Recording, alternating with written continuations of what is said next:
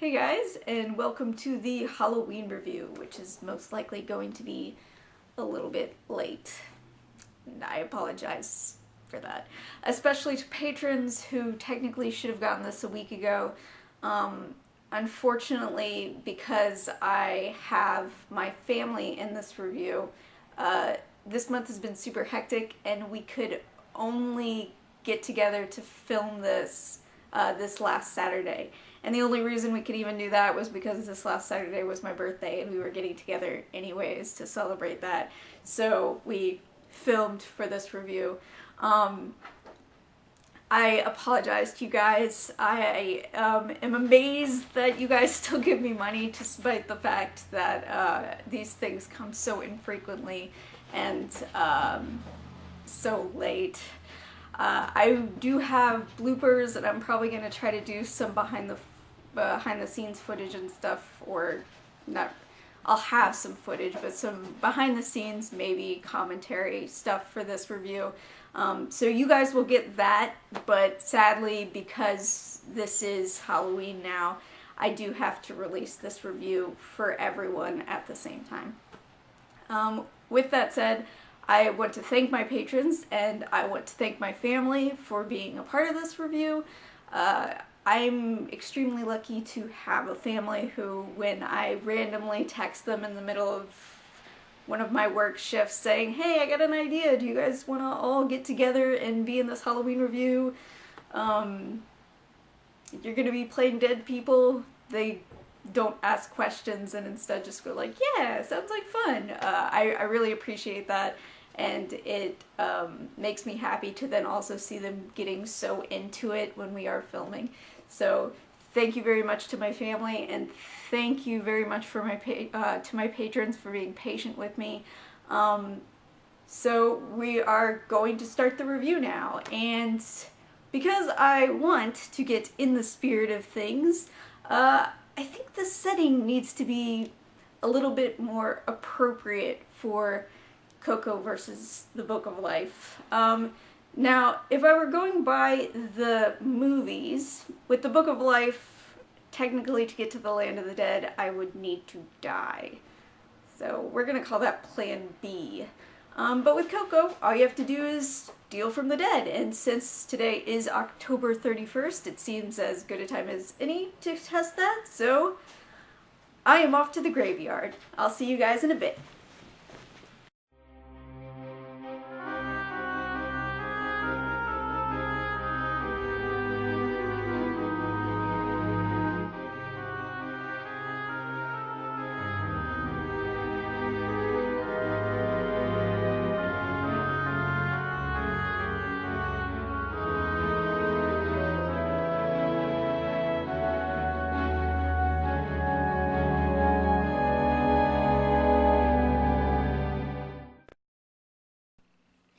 So that plan didn't work.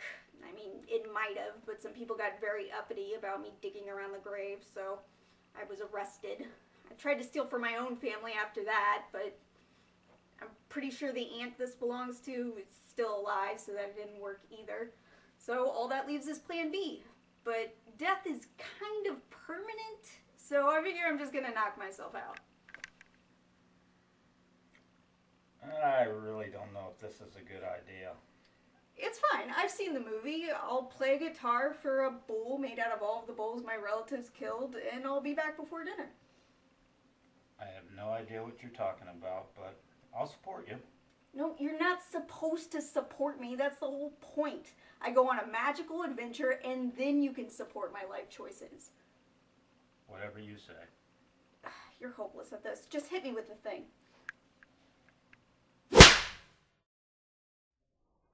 Oh, it worked. I was getting a little worried. Although this place does look a little shabbier than I expected. Maybe it's because I'm from Ohio. Maybe our Land of the Dead is less majestic. Shabby is correct. I've been trying to get them to do something with this for ages. Oh, well, if this is a Coco or Book of Life parody, then you must be a distant relative. I have no idea what you're talking about, but yes, we are related. What are you? Some kind of a creative? Well, anyway, this place will work as good as any for the review, so let's get started. Okay, so before we begin, let's talk about the elephant in the room right quick. I knew that comparing these two movies could lead to some controversy, given the fact that a lot of people who like The Book of Life hate Coco. So this means that I have to deal with issues of cultural sensitivity. I mean, never mind that the director of The Book of Life has basically said that Coco doesn't bother him and that he's just glad there's more stuff about the Day of the Dead. Let's all still be angry about it, why not? Disney did screw up by trying to copyright Dia de los Muertos. It was dumb, like amazingly so. I mean, look at how upset people got at the Fine brothers for trying to copyright reaction videos, or CG Project Red for copyrighting the word cyberpunk. And those are just words. Pointless words. This is an important Mexican holiday. It was a stupid thing to do regardless of their intentions, because at the very least, someone should have realized that it would upset people. Common sense should have prevented them from even attempting this. After they backed off from that, they tried in many ways to make sure that Coco wouldn't rub people the wrong way by hiring experts so that they didn't screw up or offend anyone. But it's Disney, and let's face it, they're practically our evil overlords at this point. But here's the thing. Did Disney rip off The Book of Life? Maybe. I mean, this video series was started because of one company ripping off another company. It's not uncommon. But I really don't get the impression that Disney's intent was to be insensitive or to undermine The Book of Life. Because, well, yes, Disney can be remarkably stupid about this kind of thing. Remarkably stupid. I don't think they're trying to be offensive, hence the cultural consultants, hence hiring a cast that was mostly born in or around Mexico, hence the walking on eggshells. They're a major corporation, they can't afford to offend anyone, and are already working from a disadvantage because even minus the stupid mistakes they make, it's pretty much guaranteed that they will always offend someone.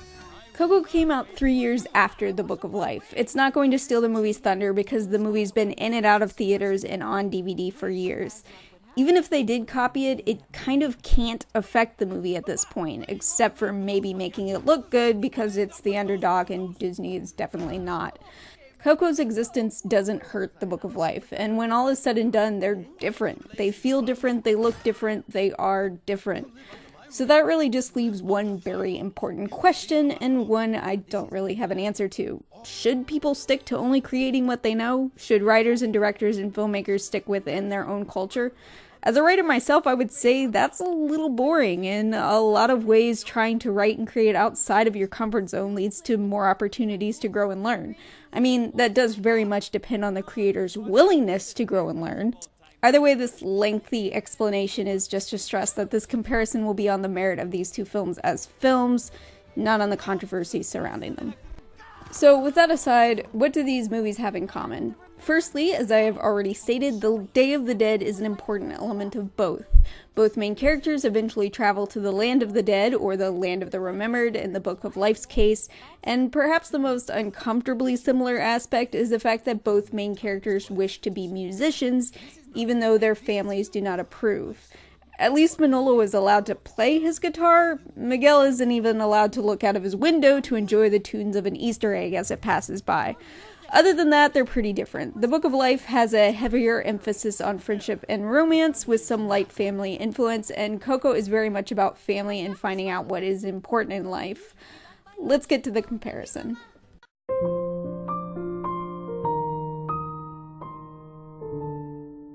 Both of these movies look great. Pixar naturally rocks some top-notch animation. Some of the designs, especially once we get to the Land of the Dead, are breathtaking, and the colors are vibrant and gorgeous.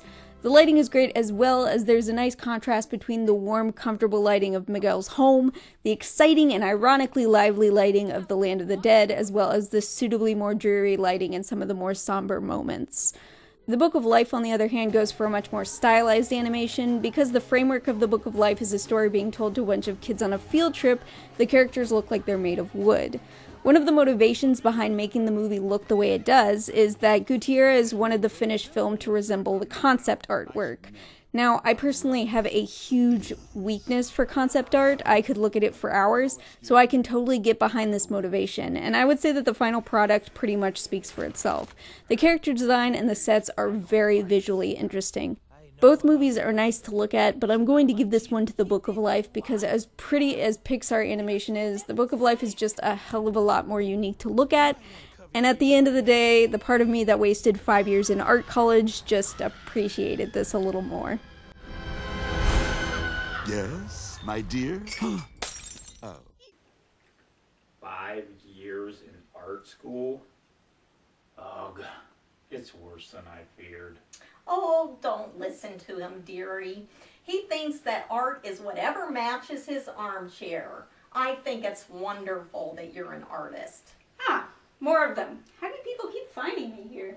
When living family members have a near-death experience, we're compelled to visit them. Not that the living pay us much mind. In my day, we had manuals that instructed us on how long to mourn different family members. I myself mourned my late husband for 4.5 years. Yes, but you ignore him now that you're dead. That's not the point. So wait, this happens a lot? Oh, all the time. You get used to it. Would anyone like some afterlife cookies? You don't have to call them afterlife cookies. They're just cookies. Just getting into the spirit of things.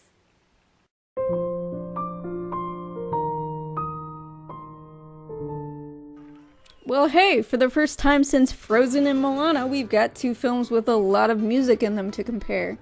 I don't know if I'd call both films musicals. I think maybe The Book of Life is a little closer to being one than Coco, but given that both of our lead characters want to be musicians, well, yeah, there had better be music involved. The Book of Life does that thing where it has some original songs, but then half of the music is covers, and I've never been a fan of this. I don't know, I just think it's a little bit lazy most of the time. I think it probably can work if covering popular media makes sense with whatever themes the film is trying to convey. But in the case of this specific movie... You got what I need. But you say he's just a friend. But you say he's just a friend. It feels a little jarring to me. Like, it makes the movie feel cheaper, which is a shame. I like the original songs alright, but I'm not a fan of the covers. As for Coco, I love the music in this movie. All of it. I think my favorite song is actually the song at the end, but there isn't a single track that I dislike, and unlike The Book of Life, everything feels like it belongs. The music is much better entwined with the story. Everything has a reason for being there, everything has emotional weight, so yeah, this point is definitely going to Coco.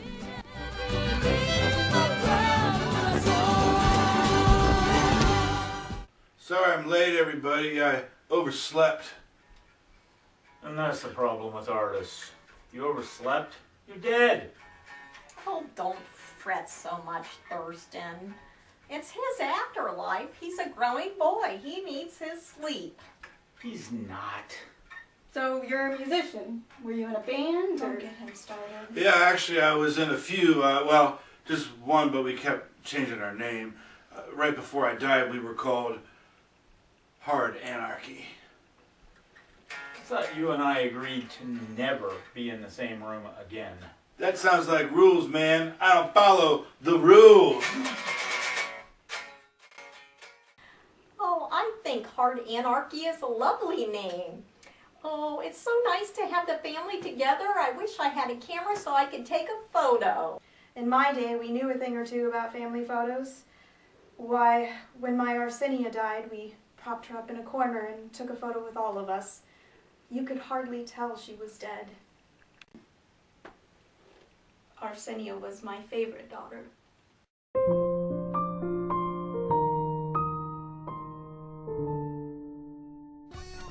The main character in The Book of Life is Manolo, voiced by Diego Luna. His family have been famous bullfighters for generations, a profession that his father also wants him to follow, and he eventually does, showing a great talent for it, up until the part where he needs to kill the bull. Manolo wants to play music, but his family does not approve because they're bullfighters. In addition to this, he's in a rivalry with his childhood friend Joaquin over the affection of Maria, and an unknowing pawn in the bet between the ruler of the land of the remembered and the land of the forgotten, Xibalba and La Muerta. Manolo as a character is fine. He's portrayed as being a nice guy, sort of the hopeless romantic who naturally draws Maria because of his sensitive nature. I would say the major problem with this is that he's just a really familiar archetype. He's the good guy. Apart from being sort of naive and quick to trust, he doesn't really have any flaws. And part of me wonders if this is because Joaquin is not really a bad guy. Normally in these kinds of films where you have two guys fighting over the same girl, the movie pushes that there's a very clear right choice and a very clear wrong choice. And The Book of Life definitely does that, but whereas Manolo fits the good guy archetype pretty much to a T, Joaquin is a little more nuanced than the usual stuck-up jerk who is placed in the role of the main character's rival, which ultimately makes Manolo come off as a little dull. Manolo just kind of starts off as in the right here, and everything he does reinforces that, and characters that don't really need to learn anything, well, it's just really hard to make them interesting characters. The main character in Coco is Miguel, voiced by Anthony Gonzalez. Miguel's family have been shoemakers for generations and expect Miguel to follow suit. Miguel, however, wants to become a musician, which is a problem because his family hates music. Several generations before his birth, a musician ran out on his great-great-grandmother who banned music from her household and became a shoemaker, and every generation since has held strong to this lifestyle. The things I said when I was talking about characters in my last video also apply here. Pixar's pretty good at adding little moments and details to give their characters, well, a little extra character. An example would be Miguel's single dimple. There's literally no story-based reason to mention it, it's just good for a cute joke and gives us a unique thing to remember about our main character. Miguel finds himself in the land of the dead after he steals from the dead on Dia de los Muertos and becomes cursed in the process. He needs his family's blessing to return to the land of the living, but his family refuses to give it to him without the condition of his having to also give up music forever. So he sets off to find his great-great-grandfather. See, Miguel has worked out that his great-great-grandfather is actually Ernesto de la Cruz, a famous musician that he has idolized for years, and if he can manage to track him down, he reasons that he can get his blessing instead. Unlike Manolo, Miguel does have lessons to learn and flaws to overcome. As viewers, we sympathize with his desire to become a musician, but also see that even though the Rivera's complete ban of music is going too far, Miguel's in danger of chasing the other extreme, putting a dream or career ahead of everything else at the expense of family and friends. And Coco says, you can have both. You shouldn't have to give up your dream or your family. Naturally, the real world is of course more complicated than that sometimes, but it's a Disney movie, so yeah, you know everything's gonna work out in the end. I'm sure it's not gonna be much of a surprise that I'm giving this one to Coco. Miguel just comes off as a better written character, whereas Manolo is kind of just there. So, next is the side characters. Let's start with the Book of Life.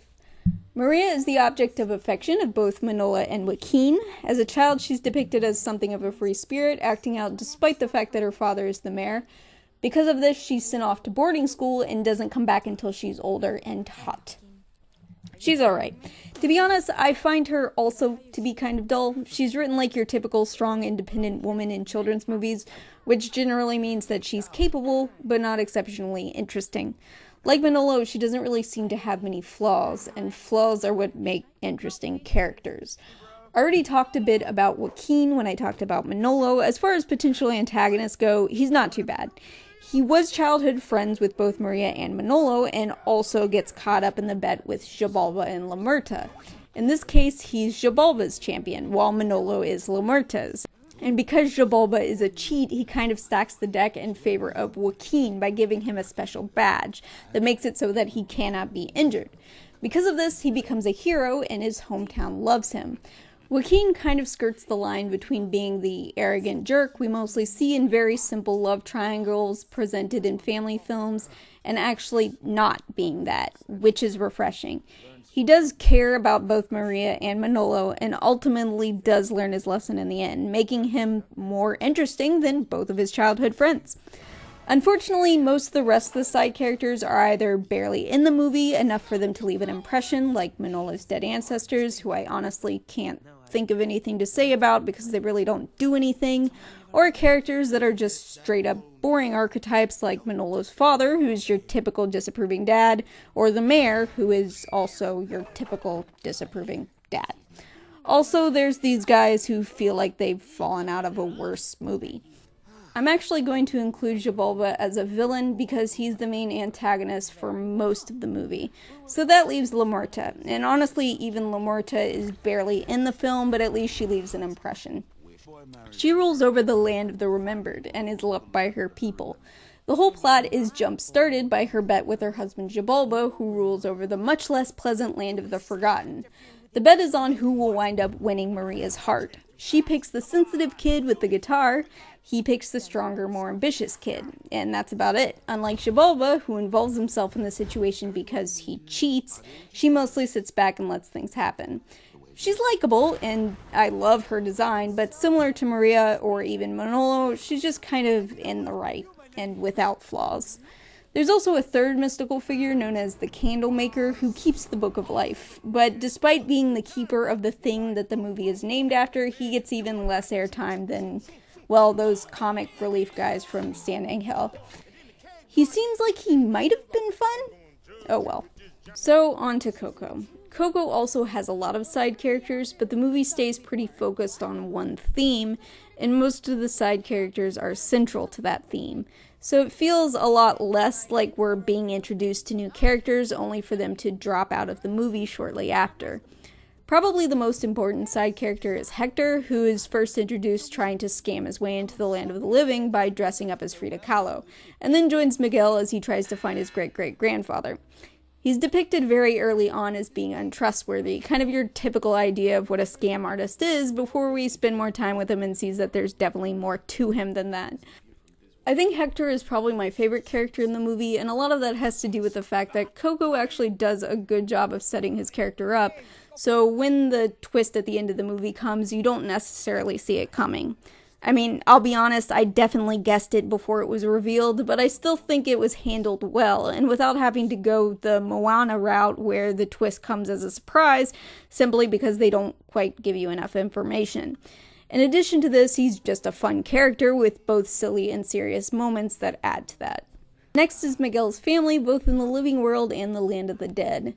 In the living world, the only character that is really given a very distinct personality and airtime is his abuelita, who has some humorous moments and is mostly depicted as someone who runs the family with a very strict hand. Everyone else is mostly just kind of there. There are hints of a personality in a few cases, but for the most part there isn't a lot of attention given to these characters. In the Land of the Dead, most of the attention is given to Imelda, which is understandable since she was the one who started the music band in their family. She's depicted as a very strong woman. Properly, though, like with context, not like with Maria, meaning you could see what led her to become like this and she feels like a real person.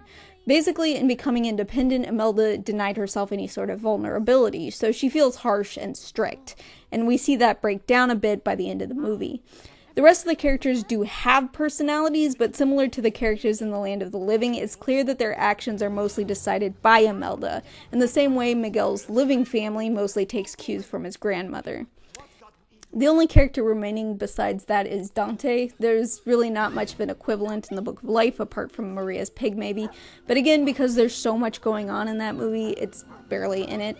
As for Dante, I know some people are a bit bewildered by Disney's choice as of late to make a lot of the animal sidekicks kinda dumb and goofy, but I'm okay with it. At the very least, it makes them memorable. Dante also actually has a point, so he's not just in it for a laugh. So yeah, I'm for Dante. I'm guessing no one will be too surprised to hear that this point is going to Coco. All of the characters who are fleshed out are done so beautifully. I've been thinking. I believe I know what your problem is. What? Is it that she talks to herself and she's staring in that direction? In my day, when people showed symptoms such as yours, we generally tried to electrocute it out of them. Dude, that's so primitive. Well, it's a little bit hard to explain. See, I'm doing a review for YouTube. Although I was hoping for something a little more mystical. Well, these cookies have ghosts on them. As I was saying, you don't act like someone with millions of dollars.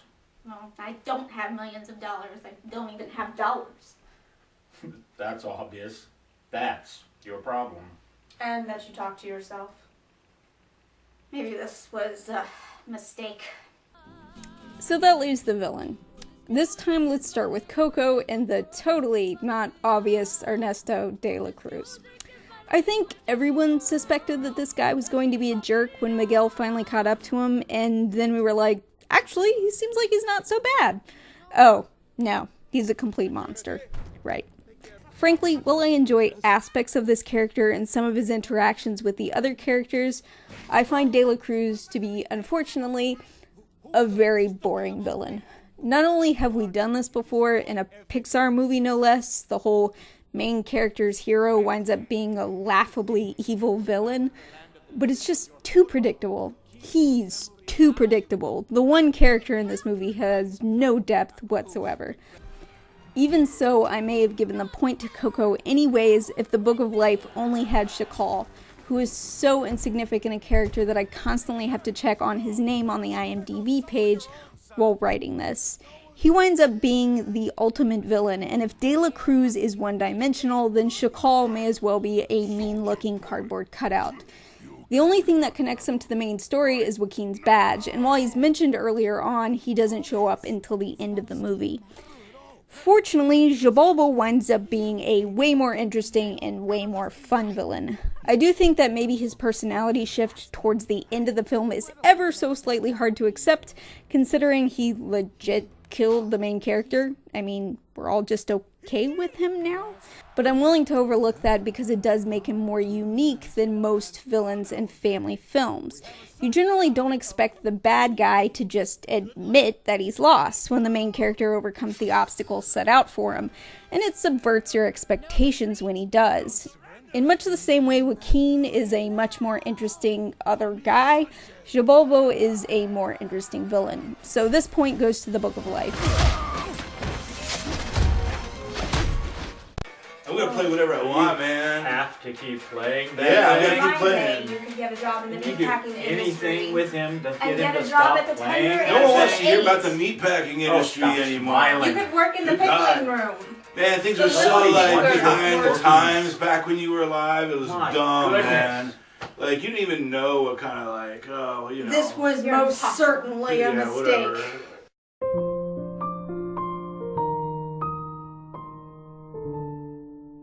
The Book of Life actually has a lot of different things going on. So while the bullfighting thing and the music thing do eventually come up later in The Land of the Dead, it shares airtime with Manolo and Joaquin's rivalry over the affection of their childhood friend Maria, the bet between Xibalba and La Muerta, and the threat of Shakal, who is trying to get the medal that Joaquin received from Xibalba to aid him. In addition to this, it also has a framing device, and honestly, this could just be personal preference, but the Book of Life has my least favorite kind of framing device. Namely, it's a school field trip to a museum where some kids are told a story. I would say I almost have a bias against this type of opening. My opinion of the movie automatically goes down because I can't remember anything with this type of framing device that wound up being amazing or really benefiting from it. It feels like the sort of thing that television movies do, or holiday specials. It's lazy. But even that I could look past if it didn't interrupt the story, and at the worst possible moments too.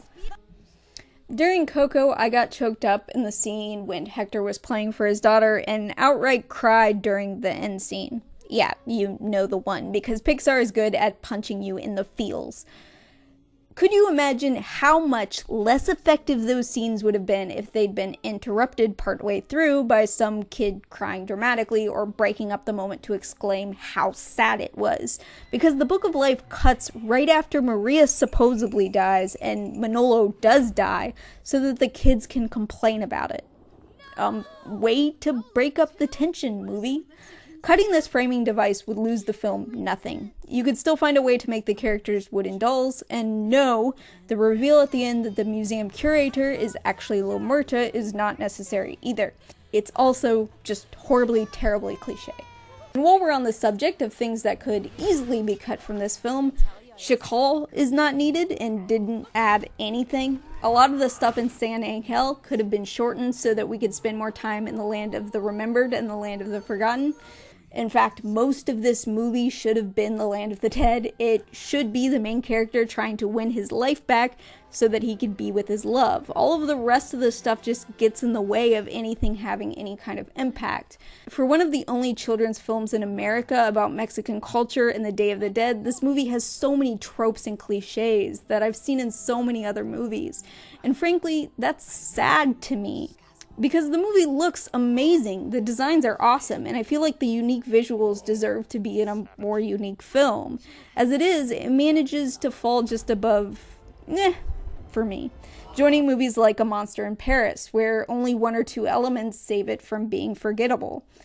Coco has its cliches too, but it knows what it wants to focus on. It knows how to make the audience care about what's happening and takes advantage of its best qualities.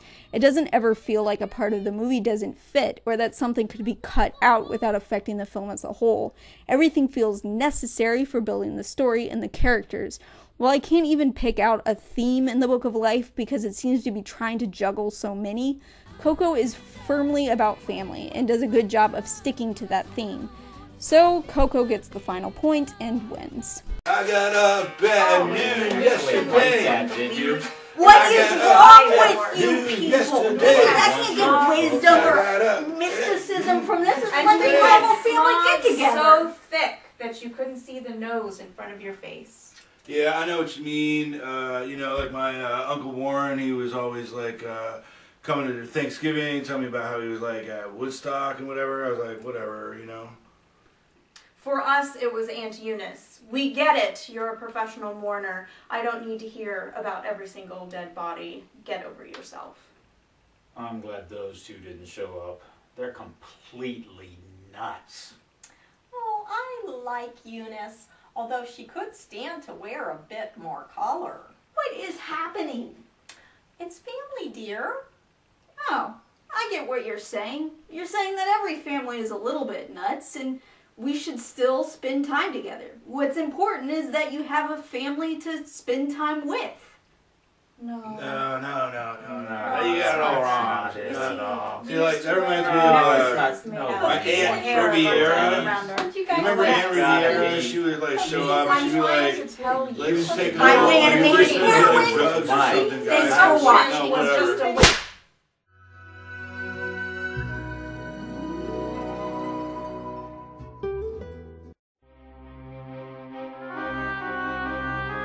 Preview.